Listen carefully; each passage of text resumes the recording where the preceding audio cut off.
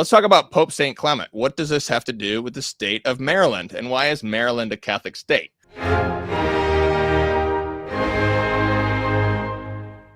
We're going to need to pull up my book, City of God versus City of Man. So here's my book about culture that you were just talking about. Culture and anti-culture. I have a theory of anti-culture in here.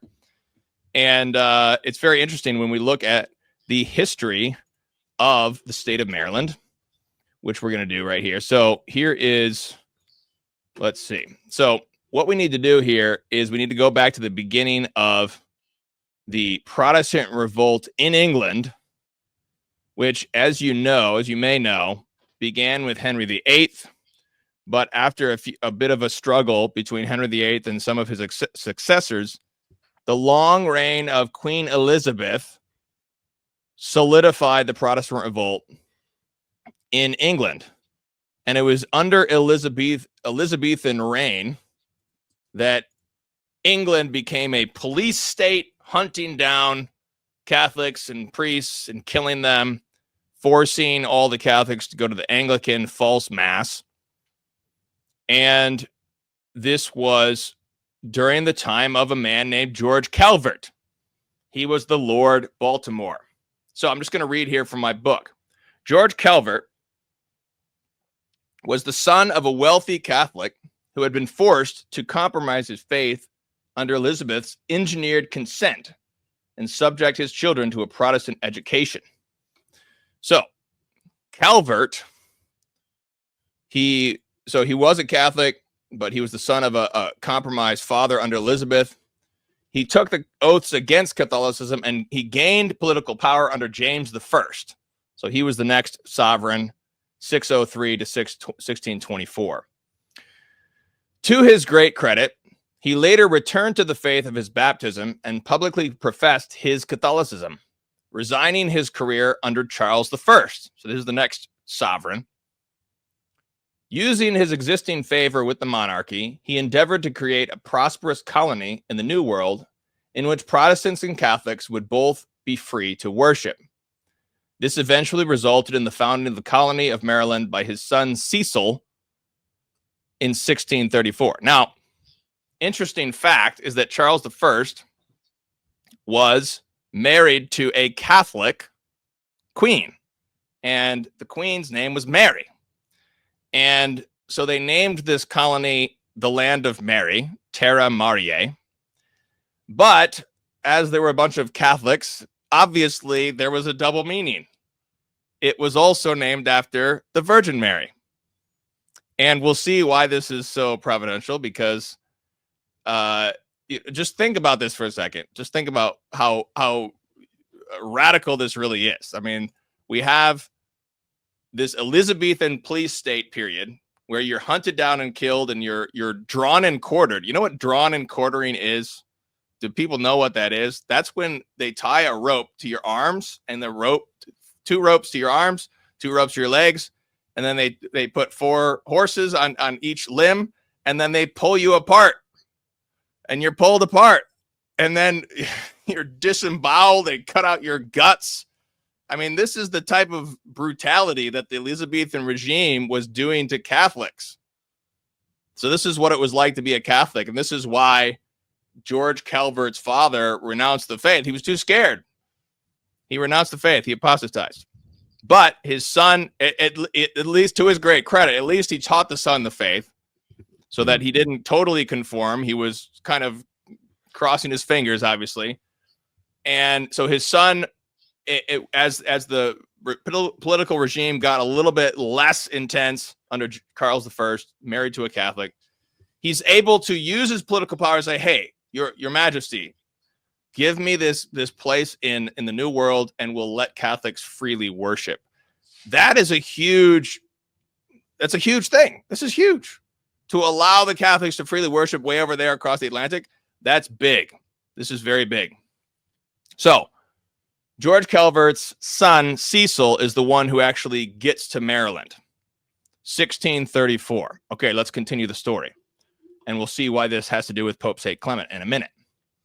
So Cecil, who's known as the second Lord Baltimore, was the Catholic proprietor of Maryland, and his brother Leonard was the governor over both Catholics and Protestants, including 3 Jesuits who had resisted the English regime.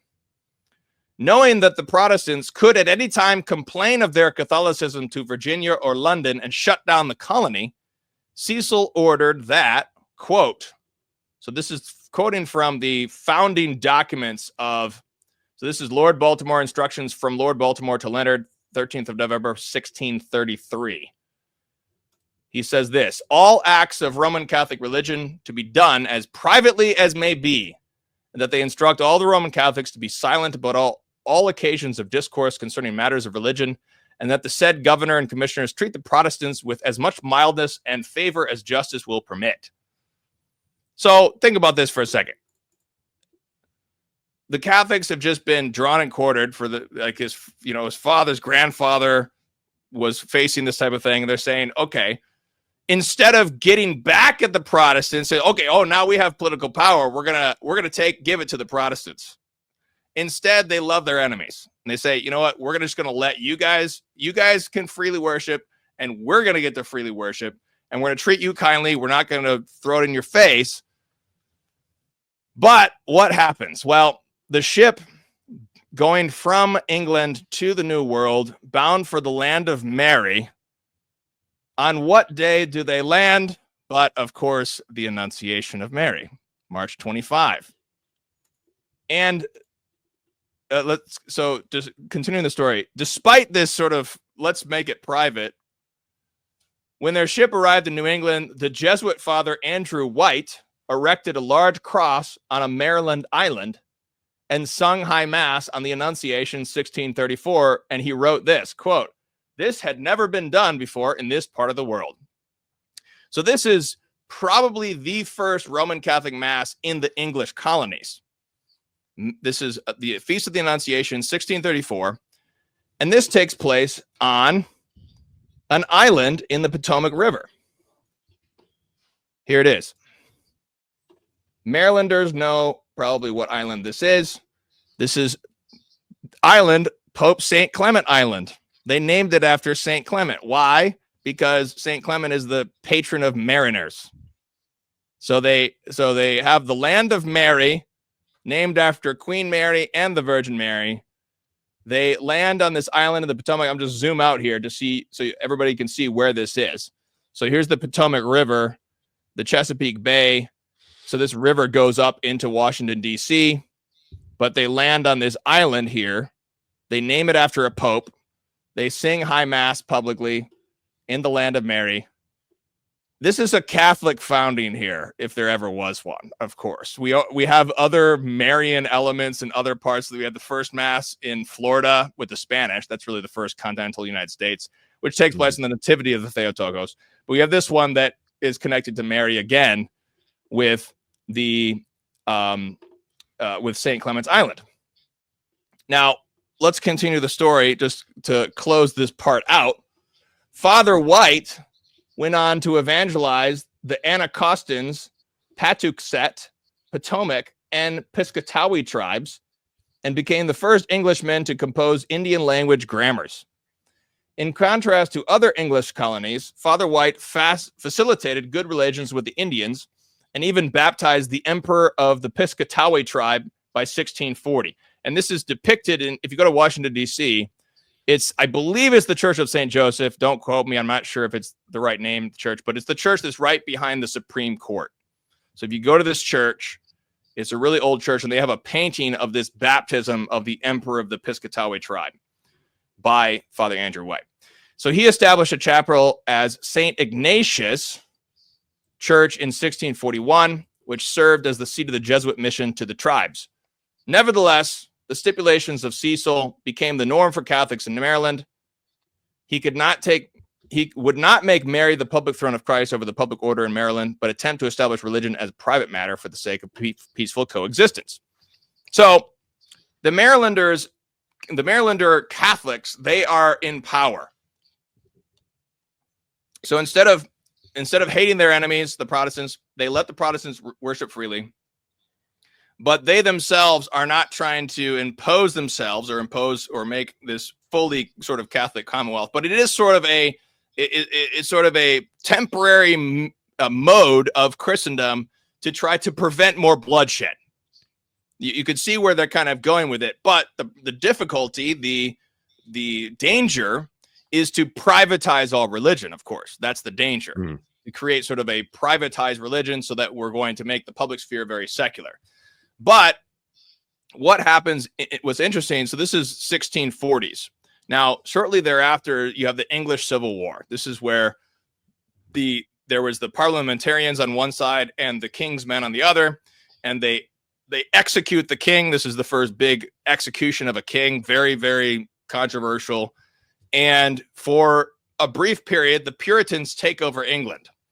And the Puritans take over England, and the Puritans are so crazy. It's really sad that even Catholics, we're having the Thanksgiving holiday coming up in the United States, and people actually celebrate the Pilgrims. Well, the Pilgrims were crazy, rabid, anti-Catholic Puritans. They were so anti-Catholic, even the Anglicans couldn't handle them. That's why they left England. So it's just kind of like, oh, these guys are not exactly like Catholic heroes here, guys. But so the Puritans, they took over England.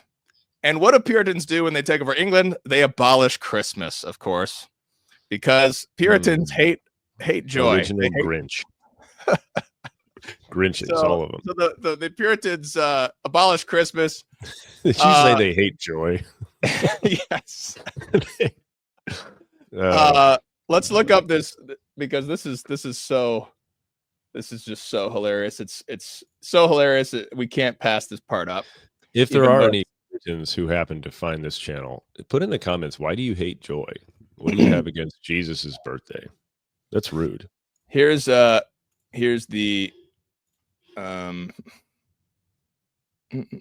okay.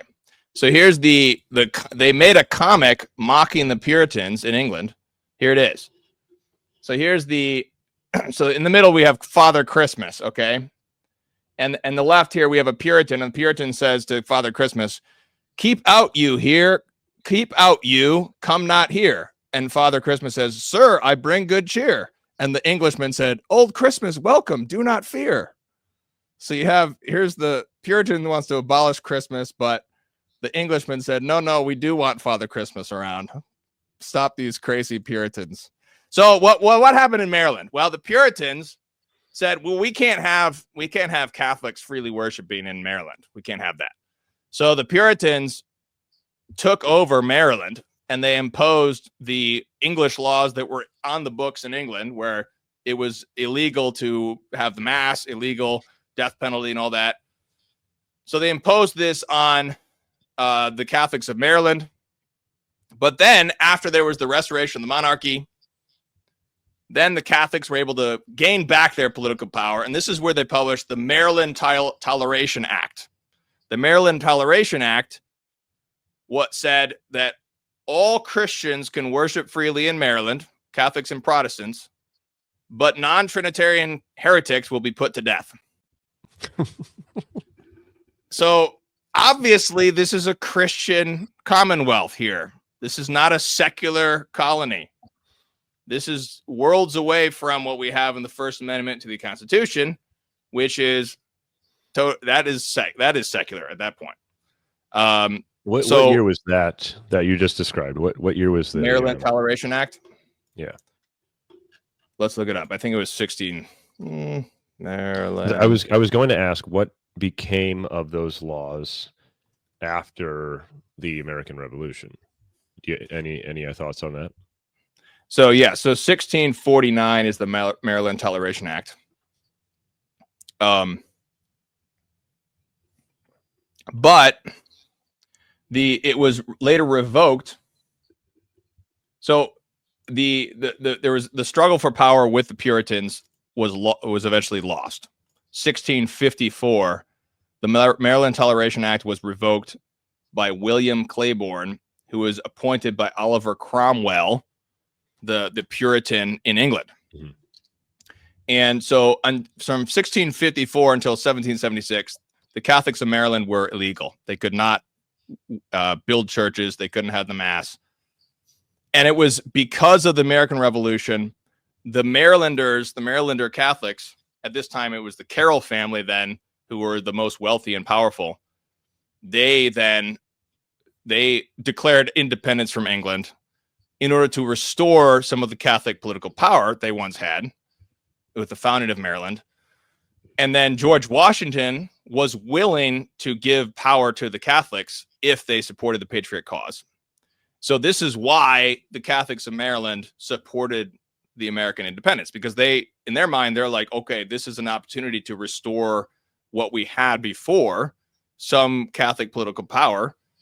And so that was what was restored to them after the American Revolution. So the American Revolution benefited the Catholics of Maryland and the whole United States because it allowed them to freely worship again, build churches, build universities. Georgetown University, that sort of thing was illegal at the time in England. And then, of course, we have Baltimore. The bishops were just meeting in Baltimore this past week. And that's the traditional Catholic city because that was the seat of the first bishopric. And later on, we have the councils of Baltimore. We have the Baltimore Catechism, the Baltimore Prayer Book.